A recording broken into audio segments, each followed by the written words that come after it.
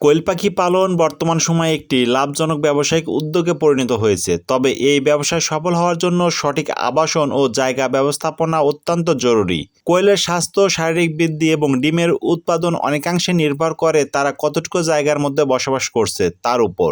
নিচে কোয়েল পালনের জায়গার পরিমাণ সম্পর্কে বিস্তারিত আলোচনা করা হলো। সাধারণত দুই পদ্ধতিতে কোয়েল পাখি পালন করা যায়, খাঁচায় ও মেঝেতে। এই দুই পদ্ধতির জন্য জায়গার প্রয়োজনীয়তা ভিন্ন ভিন্ন। ১. খাঁচায় পালন পদ্ধতি। বাণিজ্যিকভাবে কোয়েল পালনের জন্য খাঁচা পদ্ধতি সবচেয়ে জনপ্রিয়।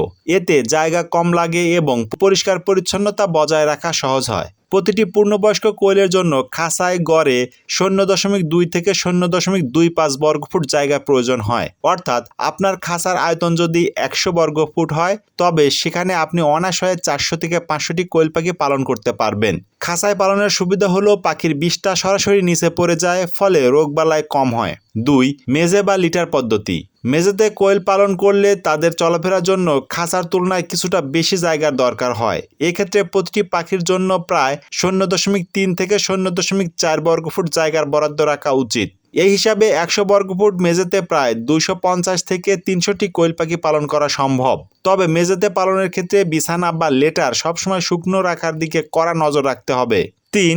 বাচ্চার ব্রুডিং পর্যায়। কোয়েল পাখির বাচ্চার জন্য শুরুতে জায়গার চাহিদা অনেক কম থাকে। প্রথম 2 সপ্তাহের প্রতি বাচ্চার জন্য 0.1 বর্গফুট জায়গা দিলেই চলে। তবে বয়স বাড়ার সাথে সাথে অর্থাৎ 3 সপ্তাহ পার হলে তাদের জায়গার পরিমাণ বাড়িয়ে দিতে হবে। পরিশেষে জায়গার সঠিক হিসাব মেনে চললে পাখির মধ্যে ঠুকরাঠুকরি করার প্রবণতা কমে এবং মৃত্যুর হার হ্রাস পায়। তাই খামারে লাভ নিশ্চিত করতে এবং স্বাস্থ্যসম্মত পরিবেশ বজায় রাখতে নির্ধারিত জায়গার চেয়ে বেশি পাখি গাদাগাদি করে না রাখাই শ্রেয়।